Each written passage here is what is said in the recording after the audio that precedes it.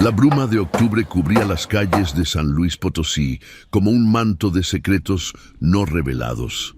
Martín Guerrero caminaba por la avenida Carranza, con las manos hundidas en los bolsillos de su chamarra desgastada, sintiendo el frío húmedo que se colaba por cada costura. Llevaba 3 semanas buscando a su hermana menor, Lucía, y cada día que pasaba sentía cómo la esperanza se escurría entre sus dedos como agua sucia. El detective Ramírez le había dicho que Lucía era solo otro número en la estadística, otra joven desaparecida en una ciudad donde las personas se evaporaban sin dejar rastro. Pero Martín conocía a su hermana. Lucía no era de las que huían. Era una estudiante de enfermería de 22 años, responsable, con sueños de ayudar a los demás. La tarde que desapareció, salió de la universidad con la intención de comprar medicinas para su abuela en la farmacia de siempre, a solo 6 cuadras de su casa. Nunca llegó. Martín observó el escaparate de una tienda de ropa mientras recordaba la última conversación que tuvo con Lucía. Ella le había contado sobre un trabajo de medio tiempo que le habían ofrecido en un restaurante del centro histórico. «Es buena paga, Martín», le había dicho con esos ojos brillantes que siempre tenía cuando algo la emocionaba. «El dueño, don Aurelio, dice que necesita ayuda en la cocina. Solo por las tardes, no interferirá con mis estudios».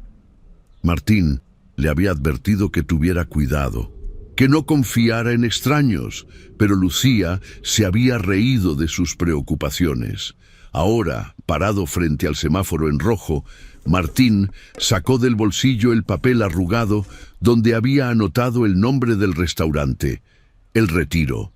Según sus investigaciones, estaba ubicado en una calle poco transitada del barrio de San Miguelito. Un vecindario que había conocido tiempos mejores, pero que ahora languidecía en el olvido, con edificios coloniales desmoronándose y callejones que olían a humedad y abandono.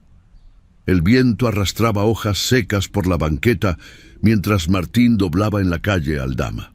Las farolas parpadeaban con luz amarillenta, creando sombras danzantes en las paredes descascaradas. A lo lejos, escuchó el ladrido de perros callejeros y el eco de música norteña que salía de alguna cantina cercana.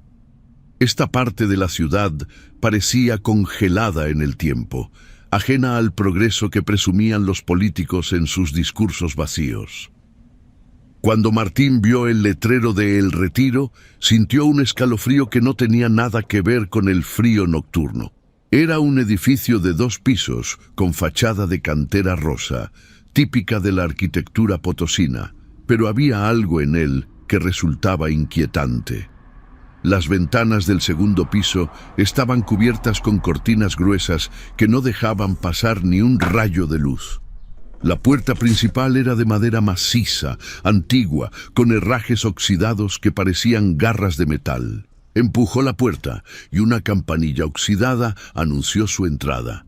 El interior estaba apenas iluminado por velas colocadas en candelabros de hierro forjado.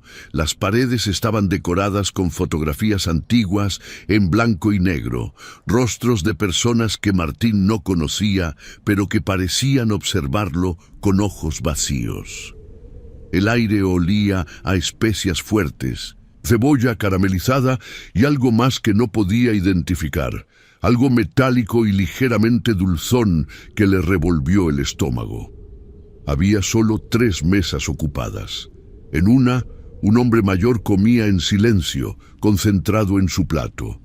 En otra, una pareja susurraba mientras compartían una botella de vino tinto. Y en la tercera, un individuo con sombrero de fieltro negro leía el periódico, ocultando su rostro detrás de las páginas. «Buenas noches, joven. ¿Mesa para uno?» La voz surgió desde las sombras cerca de la cocina. Un hombre alto y delgado se acercó con paso silencioso. Vestía un traje gris oscuro, impecablemente planchado, y sus manos, largas y huesudas, se entrelazaban frente a su pecho como si estuviera en constante oración. Su rostro era angular, con pómulos prominentes y ojos hundidos que brillaban con una intensidad perturbadora bajo las cejas espesas. Su cabello, completamente blanco, a pesar de no aparentar más de 50 años, estaba peinado hacia atrás con una perfección obsesiva. ¿Es usted don Aurelio?, preguntó Martín, tratando de mantener la voz firme. «El mismo. ¿Lo conozco?». La sonrisa del hombre no llegó a sus ojos. «Busco a mi hermana, Lucía Guerrero. Creo que trabajó aquí hace unas semanas». El silencio que siguió fue tan denso que Martín pudo escuchar el crujido de la madera bajo sus propios pies. Don Aurelio inclinó la cabeza ligeramente como un ave estudiando a su presa. «Muchas personas buscan trabajo aquí», dijo finalmente. «No recuerdo a todas. ¿Cómo era su hermana?». Martín sacó la fotografía que llevaba en la cartera.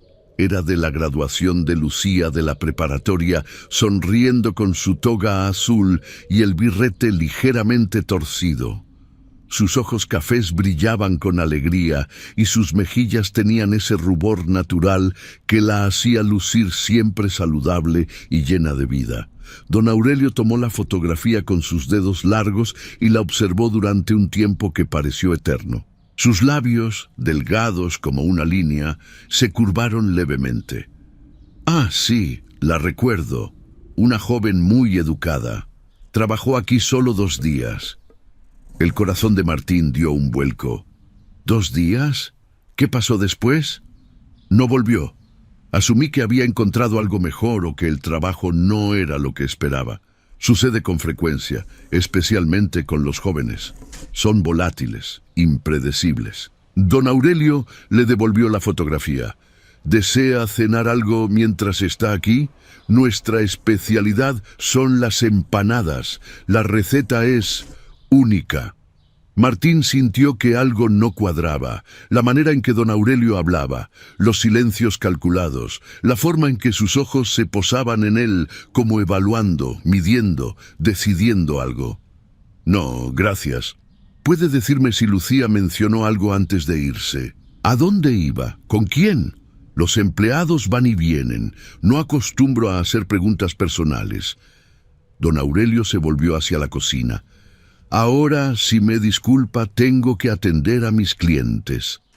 Martín observó cómo el hombre desaparecía tras una cortina de cuentas que separaba el comedor de la cocina. Algo en su interior le gritaba que no se fuera, que había más en ese lugar de lo que parecía. Miró alrededor. Las fotografías en las paredes lo observaban. Se acercó a una de ellas y sintió que el estómago se le contraía. Era una imagen de 1981, según la fecha escrita en la esquina.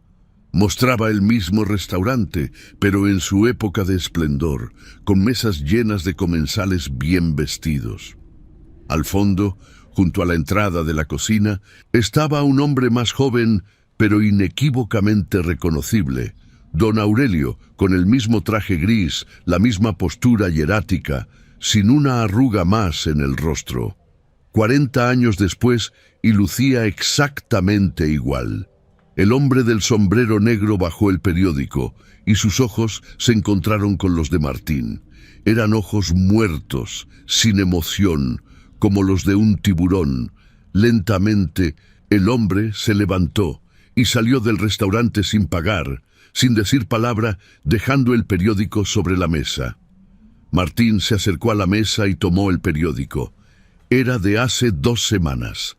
En la sección de noticias locales, un titular pequeño decía: «Incrementan desapariciones en zona centro de San Luis Potosí. Autoridades descartan conexión entre casos». Subrayadas con tinta roja estaban 3 nombres: Lucía Guerrero, Roberto Mendoza, Ana Patricia Solís. Las manos de Martín temblaron. ¿Quién era ese hombre? ¿Por qué tenía esos nombres marcados? Guardó el periódico en su chamarra y salió del restaurante con paso rápido. Afuera, la calle estaba desierta. El hombre del sombrero había desaparecido como si nunca hubiera existido. Esa noche, Martín no pudo dormir. Cada vez que cerraba los ojos, veía el rostro de don Aurelio, esa sonrisa que no era sonrisa, esos ojos que parecían guardar secretos antiguos y oscuros. Y esa fotografía de 1981, 40 años sin envejecer ni un día.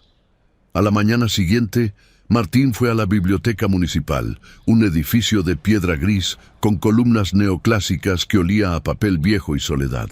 La bibliotecaria doña Carmen, una mujer mayor de lentes gruesos y actitud maternal, lo ayudó a buscar en los archivos de periódicos viejos. 1981, ¿dices? Ay, mijo, ese fue un año terrible para San Luis Potosí, murmuró doña Carmen mientras sacaba cajas polvorientas de un armario. Hubo muchas desapariciones ese año. La gente tenía miedo de salir de noche. Martín hojeó los periódicos amarillentos. Encontró varios artículos sobre personas desaparecidas entre 1980 y 1982. Jóvenes, en su mayoría, estudiantes, trabajadores, gente común que un día simplemente dejó de existir. Las investigaciones policiales nunca llegaron a nada. Los casos se archivaron uno tras otro, olvidados en cajones polvorientos de alguna oficina gubernamental. Pero lo que realmente heló la sangre de Martín fue un artículo de marzo de 1982. El titular decía: clausuran restaurante El Retiro tras denuncias de vecinos. Propietario desaparece sin dejar rastro. El artículo explicaba que los vecinos del barrio de San Miguelito habían presentado quejas sobre olores extraños que salían del restaurante, especialmente durante la noche. Algunos reportaron haber visto a don Aurelio Vázquez, el dueño, llevando bultos grandes envueltos en lonas al sótano del edificio en horas de la madrugada. Cuando las autoridades finalmente obtuvieron una orden para inspeccionar el lugar, encontraron el restaurante vacío. Don Aurelio había desaparecido, llevándose consigo cualquier evidencia de lo que hubiera ocurrido allí. El restaurante permaneció cerrado durante años, según pudo confirmar Martín con doña Carmen. Nadie quería entrar a ese lugar. Decían que estaba maldito, le contó la bibliotecaria, bajando la voz como si las paredes pudieran escuchar. Pero hace unos 5 años, alguien lo compró y lo reabrió. Mismo nombre, misma decoración. Nunca supe quién fue el nuevo dueño. Martín sintió un nudo en el estómago. El mismo restaurante, el mismo nombre y un propietario que lucía idéntico al don Aurelio de 1981. O era un descendiente con un parecido asombroso, o algo mucho más perturbador estaba ocurriendo. Esa tarde, Martín decidió vigilar El Retiro.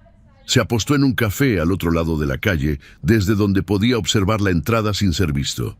Ordenó un café americano tras otro, ignorando las miradas del mesero que claramente quería que se fuera. Durante las primeras horas, el movimiento fue normal. Algunos clientes entraban, comían, salían. Don Aurelio atendía personalmente cada mesa, con esa cortesía fría que Martín ya conocía. Pero cuando el sol comenzó a ponerse y las sombras se alargaron sobre los adoquines, algo cambió. Un camión blanco sin placas se estacionó en el callejón lateral del restaurante. 2 hombres corpulentos bajaron y abrieron las puertas traseras. Martín se inclinó hacia adelante, entrecerrando los ojos para ver mejor. Los hombres sacaron varias cajas de madera que parecían pesadas y las llevaron por una puerta lateral que Martín no había notado antes. Don Aurelio salió a supervisar, observando cada movimiento con esa mirada penetrante que parecía calcularlo todo. Cuando terminaron de descargar, uno de los hombres le entregó un sobre grueso a don Aurelio. Hubo un intercambio de palabras que Martín no pudo escuchar, pero vio perfectamente cuando don Aurelio sonrió, esa sonrisa que no llegaba a los ojos, y guardó el sobre en el bolsillo interior de su saco. El camión se marchó y don Aurelio volvió a entrar al restaurante. Las luces se apagaron una por una hasta que solo quedó encendida una lámpara en el segundo piso, detrás de esas cortinas gruesas que nunca se movían.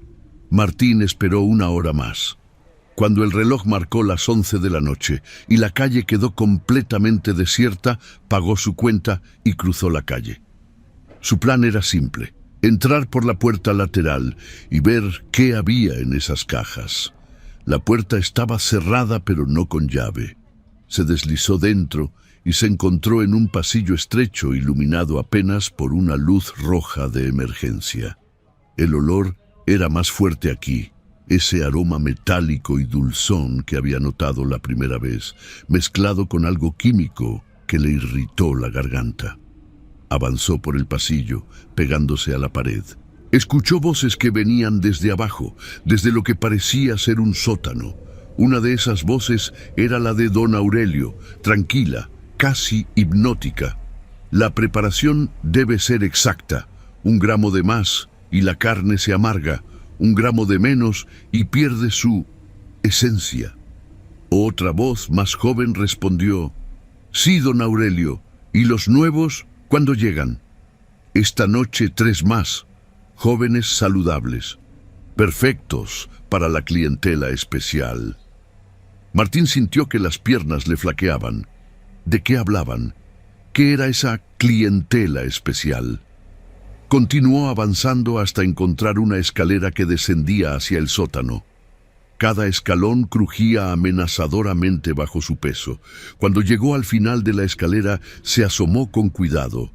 El sótano era mucho más grande de lo que había imaginado. Había varias mesas de acero inoxidable, estantes llenos de frascos con líquidos de colores extraños y ganchos colgando del techo.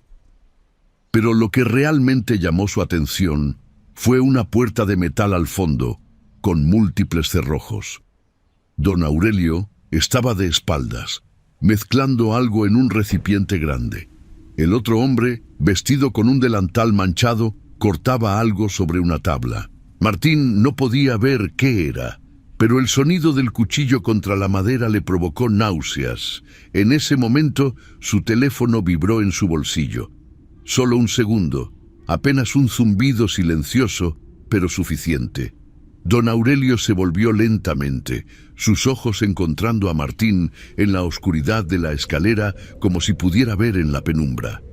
«Señor Guerrero», dijo con esa voz suave y terrible, «qué descortés de su parte entrar sin invitación, pero ya que está aquí, ¿por qué no baja? Tenemos mucho de qué hablar». Martín subió las escaleras corriendo, su corazón latiendo tan fuerte que sentía que se le saldría del pecho. Escuchó pasos pesados detrás de él, el sonido del ayudante de don Aurelio persiguiéndolo por el pasillo oscuro. Empujó la puerta lateral y salió a la calle, corriendo sin mirar atrás hasta que sus pulmones ardieron y tuvo que detenerse en un parque a 3 cuadras del restaurante.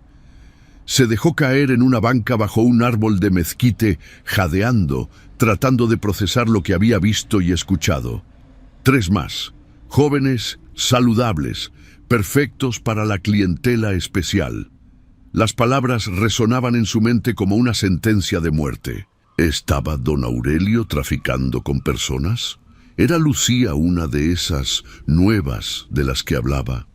Sacó su teléfono y marcó el número del detective Ramírez.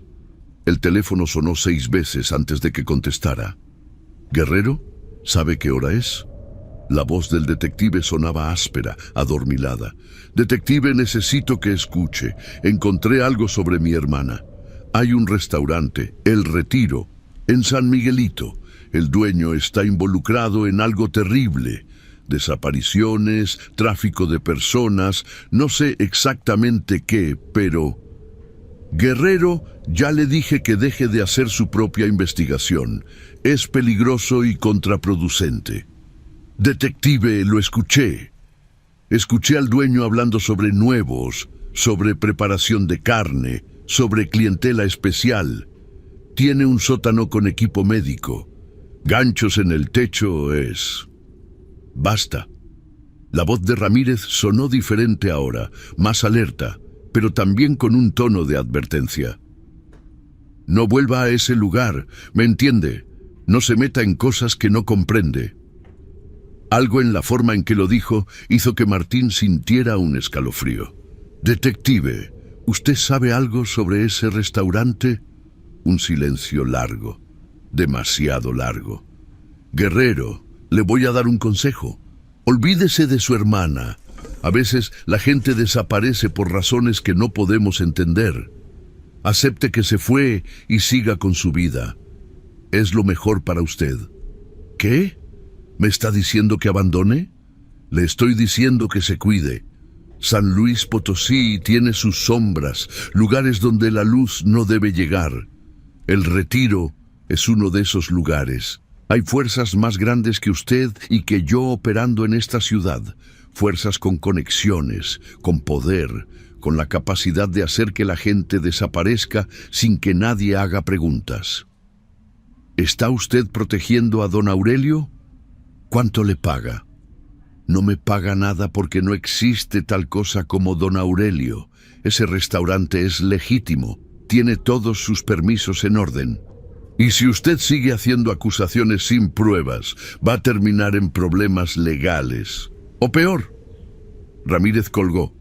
Martín se quedó mirando el teléfono, sintiendo cómo la rabia y la impotencia lo invadían. Incluso la policía estaba comprometida. ¿Qué tan profundo llegaba esto?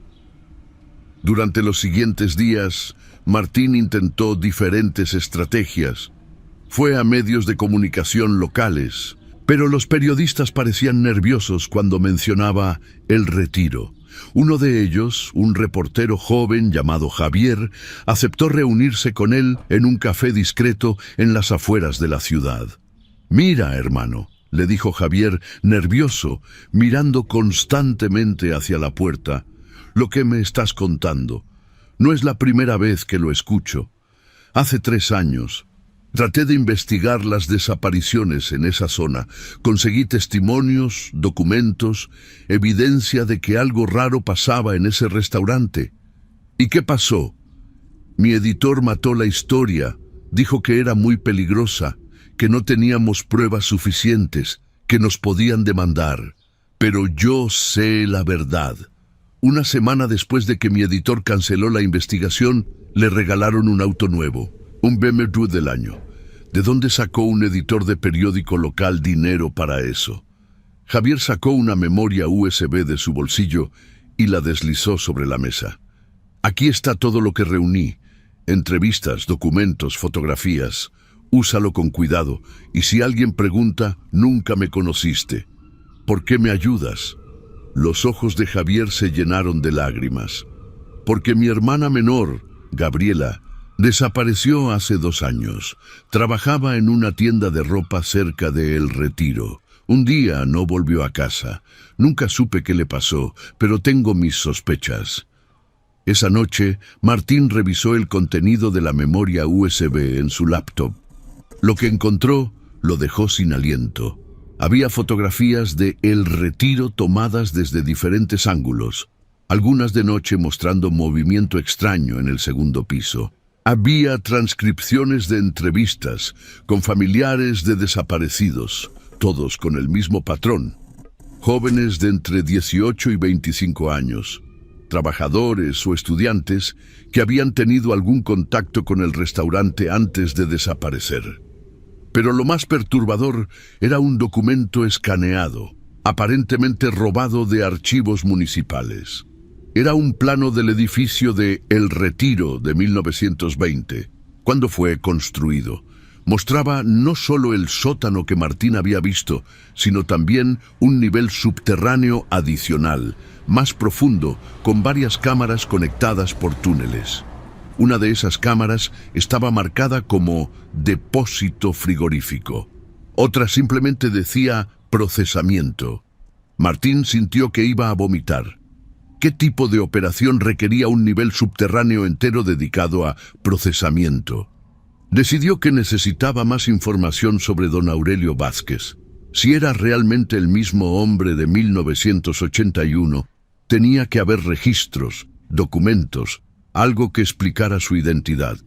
Fue al registro civil y con la ayuda de una empleada compasiva llamada Sofía, buscó todos los registros de nacimiento, matrimonio y defunción relacionados con el nombre Aurelio Vázquez en los últimos 100 años. Lo que encontraron fue desconcertante. Había 5 Aurelio Vázquez registrados en San Luis Potosí desde 1920, todos nacidos con aproximadamente 30 años de diferencia, todos dueños de El Retiro en algún momento, todos desaparecidos sin dejar rastro después de unos años de operar el restaurante. Es como si fuera el mismo hombre reencarnando una y otra vez, murmuró Sofía, mirando los documentos con ojos muy abiertos, o como si cada generación pasara el nombre y el negocio al siguiente, manteniendo la misma apariencia, o como si fuera realmente el mismo hombre, sugirió Martín. Sofía lo miró como si estuviera loco. Eso es imposible, sería. ¿Cuántos años? Más de 100. Martín pensó en la fotografía de 1981, en ese rostro que no había cambiado ni una arruga en 40 años. Esa tarde, mientras caminaba de regreso a su apartamento, notó que lo seguían. Era el hombre del sombrero negro del restaurante. Mantenía la distancia, pero estaba siempre a la vista, como si quisiera que Martín supiera que estaba siendo vigilado. Martín aceleró el paso. El hombre hizo lo mismo. Dobló en una calle concurrida, tratando de perderse entre la gente. Cuando miró hacia atrás, el hombre había desaparecido. Entró a su apartamento y cerró la puerta con llave, corriendo todos los cerrojos. Su apartamento era pequeño, un estudio de una sola habitación en un edificio viejo del centro.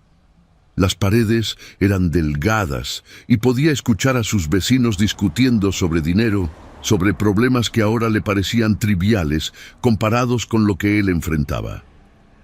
Abrió su laptop y comenzó a organizar toda la información que había recopilado.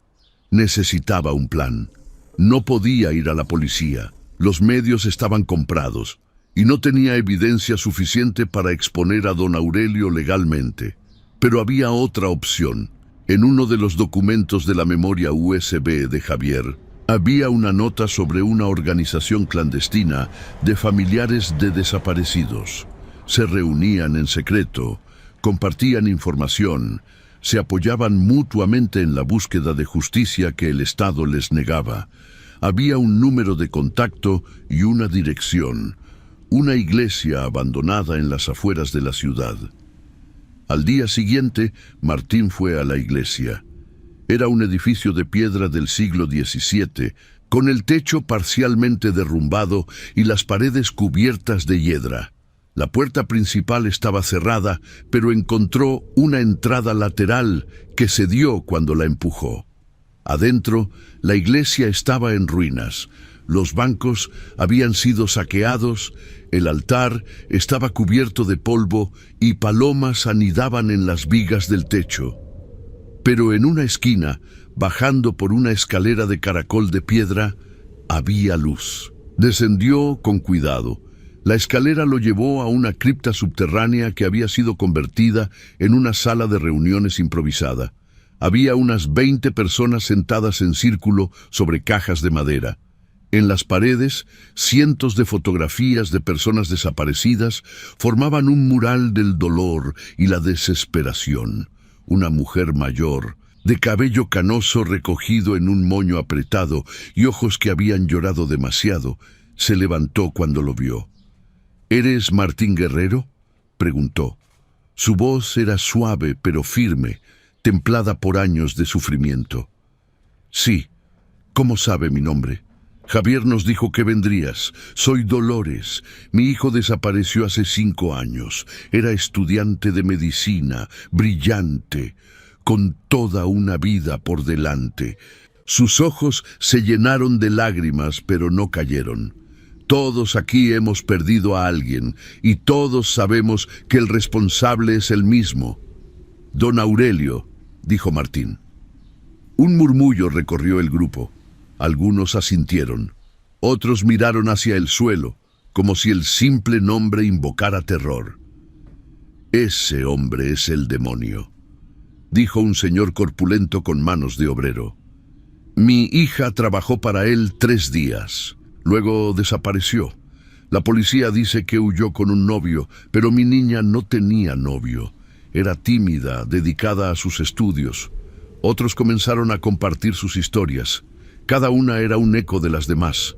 Jóvenes desaparecidos, siempre después de tener contacto con el retiro. Investigaciones policiales que no llegaban a nada. Autoridades que les decían que olvidaran, que siguieran con sus vidas. Hemos tratado de investigar por nuestra cuenta, explicó Dolores.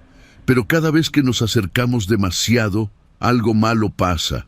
A Roberto, que está allá, señaló a un hombre delgado con cicatrices en la cara.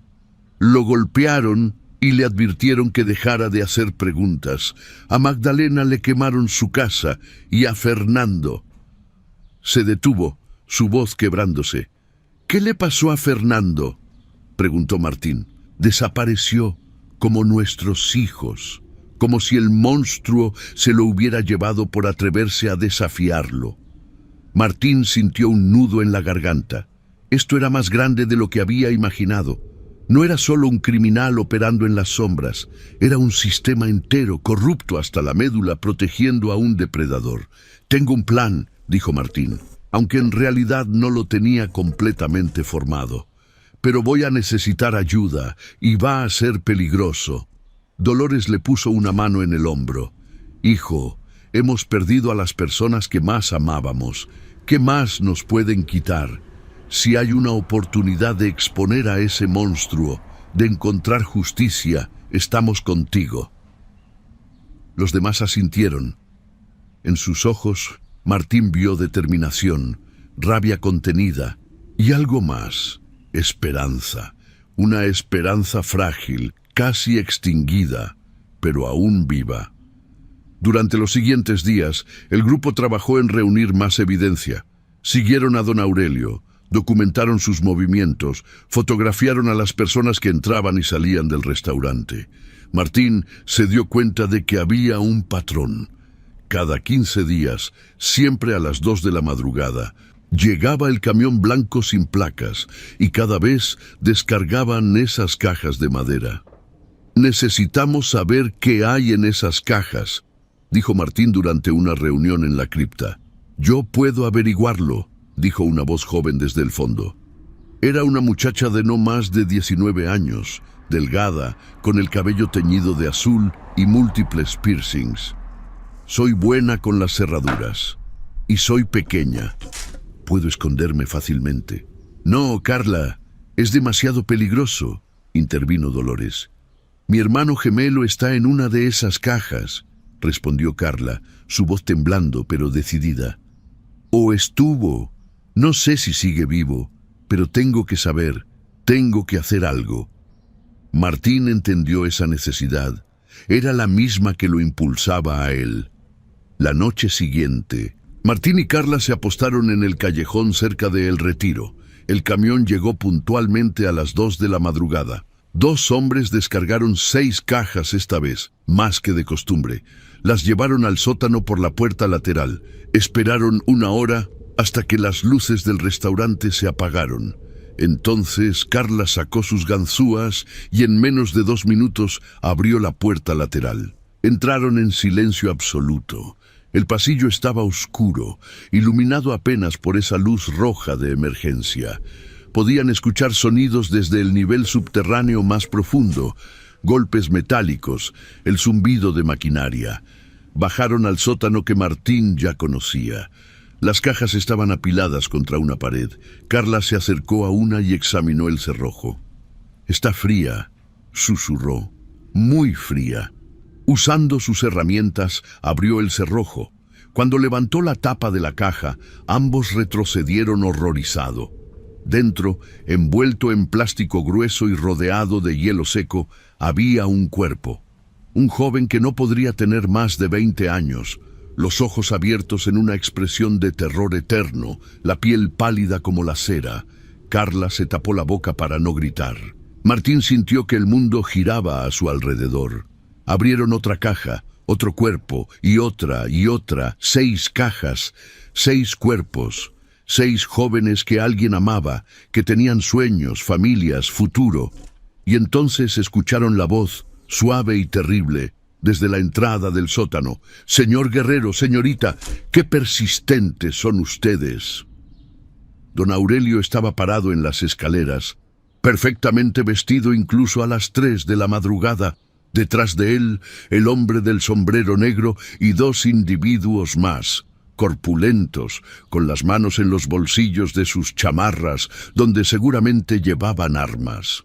«No pueden huir esta vez», continuó don Aurelio, descendiendo lentamente. «Y francamente, ya me han causado demasiados problemas.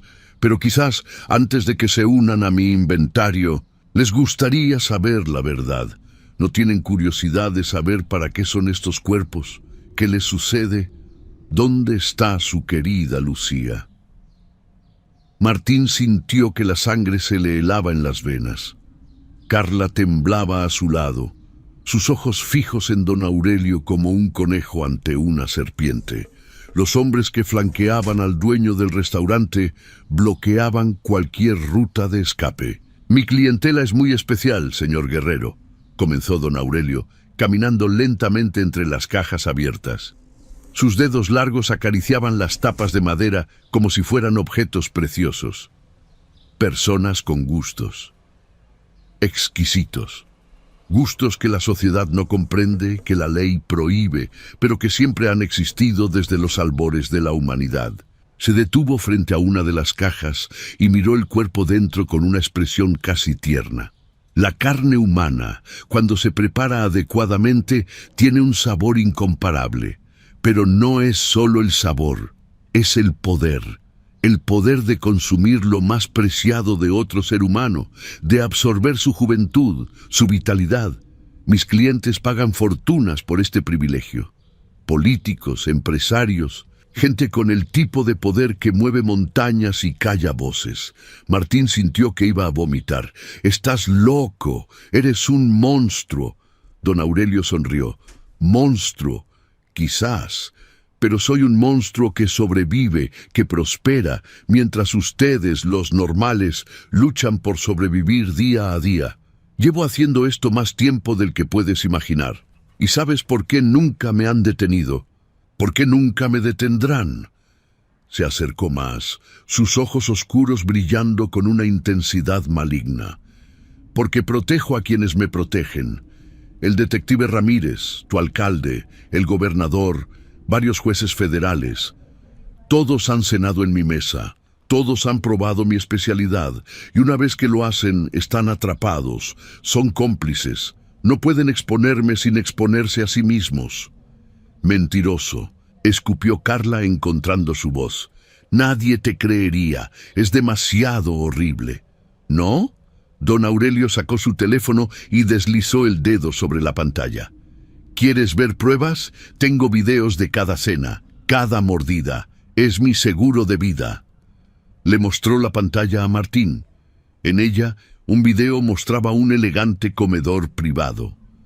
Hombres trajeados sentados alrededor de una mesa, levantando sus copas en un brindis.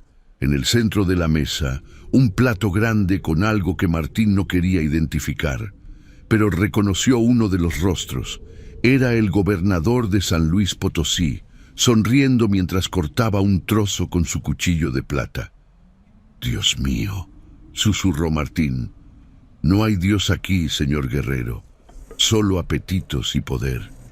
Y ahora, ustedes dos se convertirán en parte de mi próximo servicio». Don Aurelio hizo una seña a sus hombres. «Llévenlos al nivel inferior. Prepárenlos». Los hombres se acercaron. El del sombrero negro sacó un cuchillo, la hoja brillando bajo la tenue luz roja. Pero antes de que pudieran tocarlos, Carla sacó algo de su chamarra. Era un spray de pimienta. Lo roció directo a los ojos del hombre más cercano. El hombre gritó, llevándose las manos a la cara. Carla aprovechó el momento de confusión para empujar a Martín hacia la escalera. «¡Corre!». Subieron los escalones de 2 en 2 mientras escuchaban gritos y pasos pesados detrás de ellos. Salieron al pasillo y corrieron hacia la puerta lateral. Martín la abrió de golpe y salieron al callejón. Pero el hombre del sombrero negro los esperaba afuera. ¿Cómo había llegado tan rápido? Bloqueó su camino, el cuchillo ahora en su mano. «No hay escape», dijo con una voz monótona, sin emoción. Martín miró alrededor desesperadamente. Vio un contenedor de basura grande contra la pared. Sin pensarlo dos veces, corrió hacia él y lo empujó con todas sus fuerzas. El contenedor rodó hacia el hombre del sombrero negro, quien tuvo que saltar a un lado para evitarlo.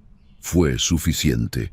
Martín agarró la mano de Carla y corrieron por el callejón, emergiendo en una calle lateral. Corrieron sin parar, sin mirar atrás, hasta que llegaron a una zona más transitada donde había taxis. Se subieron al primero que vieron. «¡Al centro! ¡Rápido!», jadeó Martín. El taxista, un hombre mayor con bigote espeso, los miró con curiosidad pero no hizo preguntas. Arrancó y se alejó del barrio de San Miguelito. Carla temblaba, lágrimas corriendo por sus mejillas. Los vimos los cuerpos. Era real, todo era real. Martín la abrazó, aunque él mismo estaba temblando. Necesitamos ir a la prensa, a la Policía Federal, a alguien que no esté comprometido. No funcionará, sollozó Carla. Dijiste que los medios locales están comprados, y si el gobernador está involucrado, ¿quién nos va a creer? Somos nadie. Él es poderoso. Tenía razón. Martín lo sabía, pero no podían rendirse, no después de lo que habían visto. El taxi los dejó en el parque central. Martín pagó y buscaron un lugar discreto para sentarse y pensar. Eran las 4 de la mañana y el parque estaba desierto excepto por algunos indigentes durmiendo en las bancas. «Necesitamos las grabaciones», dijo Martín de repente. «Don Aurelio dijo que tiene videos de todo. Si pudiéramos conseguirlos, tendríamos evidencia irrefutable». «Están en su teléfono. ¿Cómo vamos a conseguir su teléfono?», Martín pensó. Don Aurelio era meticuloso, organizado. Probablemente tenía copias de seguridad. Su oficina. Tiene que tener una oficina en el restaurante. Ahí debe guardar sus archivos. «Volver ahí es un suicidio», dijo Carla. «Lo sé, pero no tenemos opción». Martín sacó su teléfono y llamó a Dolores. Le contó todo lo que habían visto. Hubo un largo silencio del otro lado de la línea. «Necesitamos un plan mejor», dijo finalmente Dolores. «Y necesitamos actuar rápido. Si don Aurelio sabe que ustedes vieron los cuerpos, va a acelerar sus operaciones. Va a eliminar evidencia. Va a desaparecer como lo ha hecho antes». «¿Tienes alguna idea?» «Conozco a alguien, un periodista de la Ciudad de México, investigador de delitos organizados.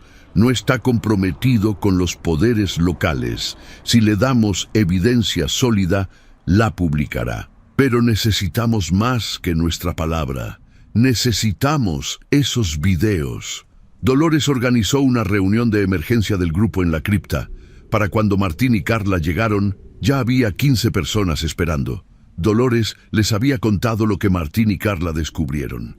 «Esto confirma lo que siempre supimos», dijo Dolores a la asamblea. «Nuestros hijos, nuestros hermanos, no desaparecieron. Fueron asesinados, y sus cuerpos fueron profanados de la manera más horrible imaginable». Varios miembros del grupo lloraban. Otros apretaban los puños con rabia. «Pero ahora tenemos una oportunidad», continuó Dolores. «Sabemos qué está pasando, sabemos dónde, y sabemos quién está protegiendo al monstruo. Es hora de que salgamos de las sombras, es hora de luchar». «¿Cómo?», preguntó Roberto, el hombre con cicatrices. «Somos gente común, no tenemos armas, no tenemos poder». «Tenemos algo más valioso», respondió Martín. «Tenemos la verdad y tenemos coraje. Don Aurelio opera en secreto porque depende del silencio. Si lo exponemos, si hacemos tanto ruido que no pueda ser ignorado, su imperio caerá». Diseñaron un plan. Era arriesgado, probablemente suicida, pero era lo único que tenían. El grupo se dividiría en 3 equipos. El primer equipo, liderado por Roberto, se encargaría de crear una distracción. Llamarían a los bomberos reportando un incendio falso en un edificio cercano a El Retiro, atrayendo la atención y asegurando que hubiera testigos en el área. El segundo equipo, liderado por Dolores, se posicionaría afuera del restaurante con cámaras y teléfonos listos para documentar todo lo que sucediera. El tercer equipo, compuesto solo por Martín y Carla, entraría al restaurante durante la distracción y buscarían la oficina de don Aurelio. «Es una locura», murmuró Carla. «Vamos a morir». «Quizás», admitió Martín, «pero prefiero morir intentando salvar a otros que vivir sabiendo que no hice nada». La operación se ejecutaría la noche siguiente. Martín pasó el día en su apartamento, tratando de dormir, pero sin poder. Cada vez que cerraba los ojos, veía esas cajas, esos cuerpos, esos ojos muertos mirándolo. Pensó en Lucía. ¿Estaba ella en una de esas cajas? ¿O había sufrido un destino aún peor? A las 7 de la noche recibió un mensaje de texto de un número desconocido. Era solo una fotografía. Cuando la abrió, sintió que el corazón se le detenía. Era Lucía, viva. Estaba en lo que parecía ser una celda pequeña, con paredes de cemento desnudo. Tenía los ojos vendados y las manos atadas, pero estaba viva. Un segundo mensaje llegó. Ella todavía respira, por ahora. Si quieres verla de nuevo, ven solo al restaurante esta noche a las 11, sin policía, sin amigos, o la próxima fotografía será de su cadáver. Martín leyó el mensaje una y otra vez. Era una trampa. Obviamente era una trampa, pero era su hermana, su única familia. Llamó a Dolores. «Es una trampa», confirmó ella. «Quiere aislarte, matarte sin testigos». «Lo sé, pero si no voy, matará a Lucía. Si vas, morirás tú también, y probablemente ella también». Martín cerró los ojos. «Entonces cambiamos el plan.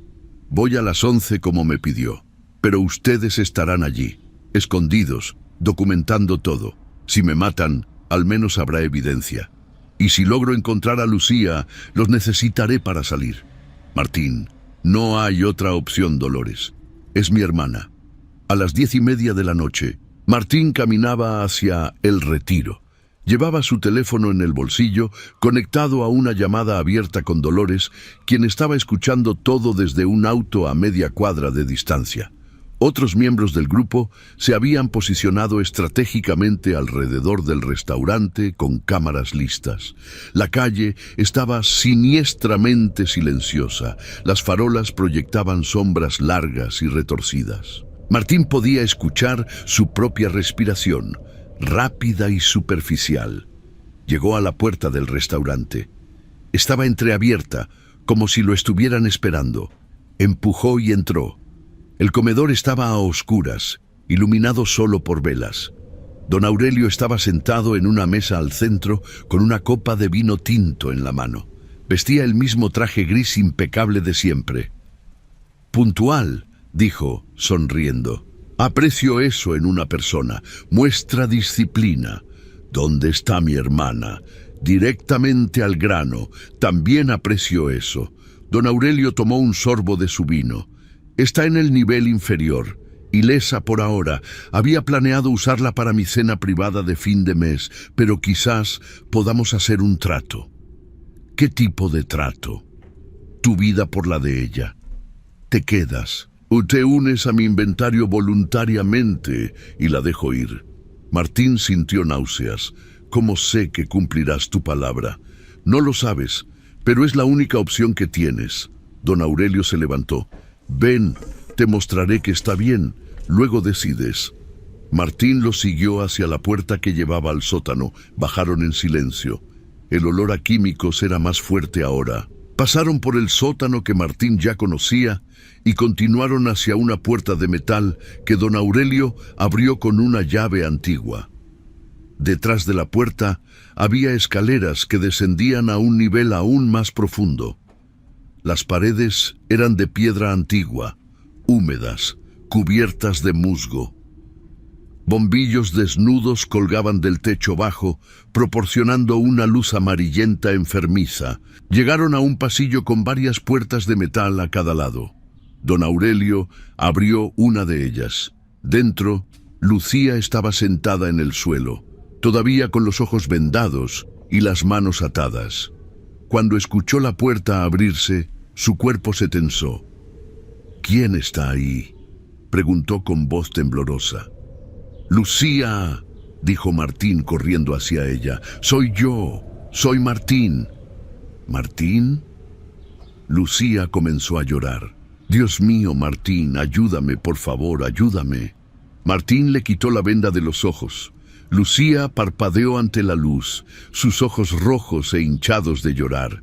Cuando lo vio, lo abrazó con tanta fuerza que casi no podía respirar. «Está bien, hermanita, te voy a sacar de aquí». «Qué conmovedor», dijo don Aurelio desde la puerta.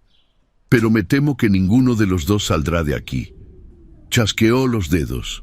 El hombre del sombrero negro apareció detrás de él, junto con otros 2 hombres armados con pistolas.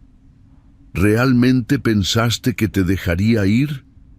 Tu hermana vale demasiado, joven, saludable, virgen probablemente. Mi cliente más importante la ha reservado específicamente. ¿Y tú? Bueno, has sido una molestia, pero tu carne es joven también, no se desperdiciará». Martín se puso de pie, colocándose entre don Aurelio y Lucía. «Dolores, ahora», dijo en voz alta. Don Aurelio frunció el ceño. «¿Qué?». Arriba, en la calle, el sonido de sirenas comenzó a crecer. Pero no eran sirenas de policía, eran de bomberos, ambulancias, múltiples vehículos de emergencia respondiendo a las llamadas coordinadas del grupo. Y entonces, las luces se fueron. La oscuridad en el nivel subterráneo era absoluta, total, sofocante. Martín agarró a Lucía y la jaló hacia el pasillo, guiándose por memoria y puro instinto.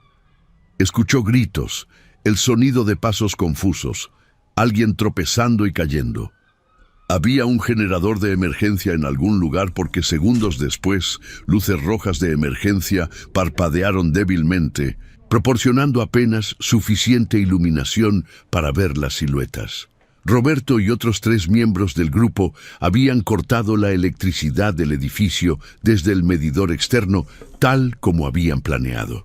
Ahora, la segunda fase del plan dependía de Martín. Corrió por el pasillo con Lucía buscando la escalera. Pero don Aurelio conocía cada centímetro de su dominio. Su voz resonó en la oscuridad, calmada, casi divertida. «No hay salida, señor guerrero. Este es mi reino. He sobrevivido revoluciones, guerras, gobiernos. ¿Crees que un corte de luz y algunas sirenas me detendrán?». Martín encontró la escalera y comenzó a subir, prácticamente arrastrando a Lucía detrás de él. Sus piernas temblaban de miedo y agotamiento. Llegaron al primer sótano, donde las cajas con cuerpos seguían apiladas. «Vamos, vamos», susurró Martín, empujando a Lucía hacia las escaleras que llevaban al nivel principal. Pero el hombre del sombrero negro apareció arriba, bloqueando su camino. Incluso en la penumbra roja, Martín pudo ver el cuchillo en su mano. «No más correr», dijo el hombre con esa voz monótona. Martín miró alrededor desesperadamente. Vio una de las mesas de acero inoxidable. Sobre ella había herramientas, cuchillos de carnicero, sierras. Agarró el cuchillo más grande que encontró. «Aléjate de nosotros», dijo, sosteniendo el cuchillo con manos temblorosas. El hombre del sombrero negro se rió, un sonido seco y sin humor. «¿Vas a pelear? Bien.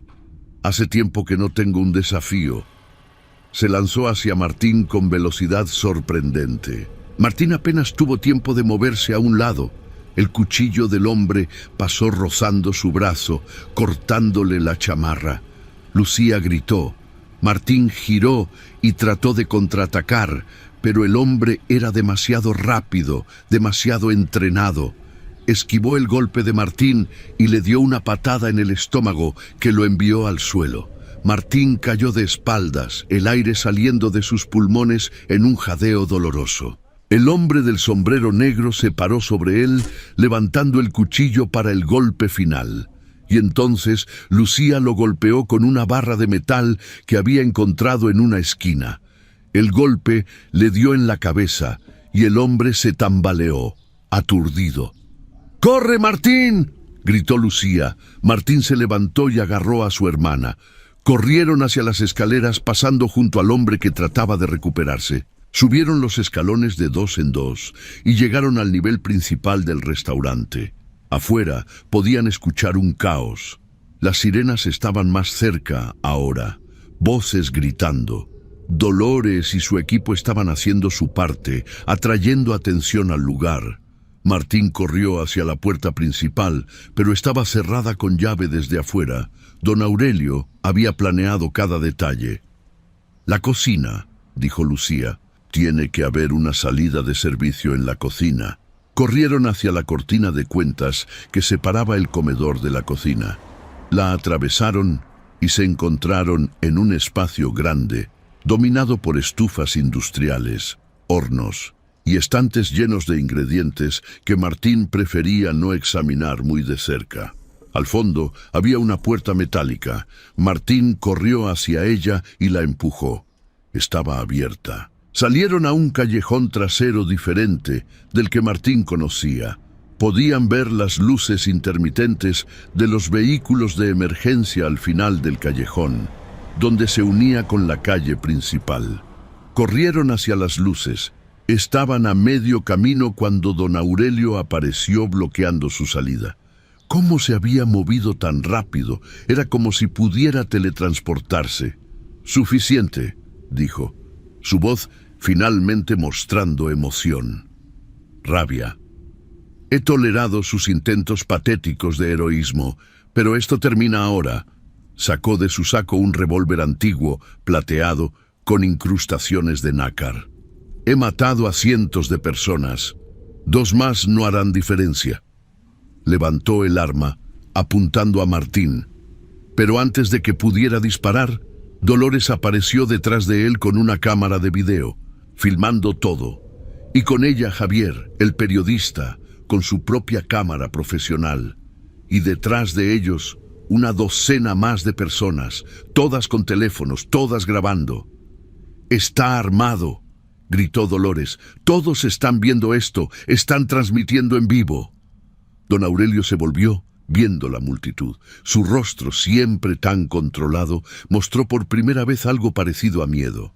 «Están transmitiendo a Facebook, a Twitter, a YouTube», continuó Dolores. «Miles de personas están viendo esto ahora mismo. Ya no puedes esconderte». Don Aurelio bajó el arma lentamente, pero sus ojos seguían siendo los de un depredador calculando su próximo movimiento. «Esto no cambia nada», dijo. «Tengo conexiones, abogados, jueces en mi bolsillo. Estaré libre antes de que amanezca». «Quizás», dijo una voz nueva. Era un hombre en traje formal, acompañado por varios agentes con chalecos que decían Fiscalía General. O quizás no. El hombre se identificó como el fiscal especial Alejandro Mora, enviado desde la Ciudad de México después de que el periodista Javier contactara a sus superiores con evidencia de corrupción masiva en San Luis Potosí. Aurelio Vázquez está arrestado por sospecha de múltiples homicidios, tráfico de personas y corrupción de funcionarios públicos. Agentes se movieron rápidamente, esposando a don Aurelio. Por primera vez, Martín vio verdadero miedo en sus ojos. «No entienden lo que han hecho», siseó don Aurelio mientras lo arrestaban. «No soy el único, hay otros como yo. Esto es más grande que un solo hombre, un solo restaurante, es un sistema, y el sistema siempre sobrevive». «Quizás», respondió el fiscal Mora, «pero hoy una parte de ese sistema cae». Los siguientes minutos fueron un caos de actividad. Más agentes federales llegaron, acordonaron el retiro como escena del crimen. Comenzaron a bajar a los niveles subterráneos, documentando todo. Cuando sacaron las cajas con los cuerpos, varios miembros del grupo de Dolores se derrumbaron llorando. Reconocían a sus seres queridos. Algunos habían estado desaparecidos por años. Ahora finalmente sabían su destino. Lucía se abrazó a Martín sollozando. Iba a ser yo, iba a terminar en una de esas cajas. Pero no fue así, dijo Martín, acariciando su cabello. Estás viva, estás a salvo. Paramédicos revisaron a Lucía. Estaba deshidratada y en shock, pero físicamente ilesa. Don Aurelio aparentemente la había guardado para un cliente importante, manteniéndola en condiciones relativamente buenas. Dolores se acercó a Martín, lágrimas corriendo por su rostro arrugado. «Lo logramos», susurró. «Después de tantos años, finalmente lo logramos». «Lo logramos juntos», respondió Martín. Durante las siguientes semanas, la historia explotó. Las transmisiones en vivo que el grupo había hecho se volvieron virales. Los medios nacionales cubrieron el caso extensamente. La presión pública fue tan intensa que no pudo ser ignorada o suprimida. Las autoridades encontraron en El Retiro evidencia de al menos 47 víctimas durante los últimos 5 años. En los niveles más profundos, descubrieron registros meticulosos que don Aurelio había mantenido, incluyendo los videos de las cenas privadas. El detective Ramírez fue arrestado. También el alcalde de San Luis Potosí y 2 jueces locales. El gobernador renunció antes de que pudieran arrestarlo, huyendo del país. Pero su rostro en esos videos se había vuelto icónico, símbolo de la corrupción y depravación que había infectado las instituciones. Don Aurelio fue procesado federalmente. Durante el juicio, reveló detalles escalofriantes de su operación. Había heredado el negocio de su padre, quien a su vez lo había heredado del suyo. La familia Vázquez había estado en el negocio del canibalismo comercial por generaciones, siempre protegidos por los poderosos a quienes servían. La gente poderosa tiene apetitos, testificó don Aurelio sin mostrar remordimiento. Yo solo los satisfacía. Si no hubiera sido yo, habría sido otro. Fue sentenciado a cadena perpetua, pero antes de ser enviado a prisión, les dio a las autoridades información sobre otras operaciones similares en México y Centroamérica. Una red oscura que había operado en las sombras durante décadas. Martín y Lucía trataron de volver a una vida normal. Lucía retomó sus estudios de enfermería, aunque ahora con un enfoque diferente. Quería trabajar con víctimas de trauma, ayudar a sanar las heridas que nunca se ven.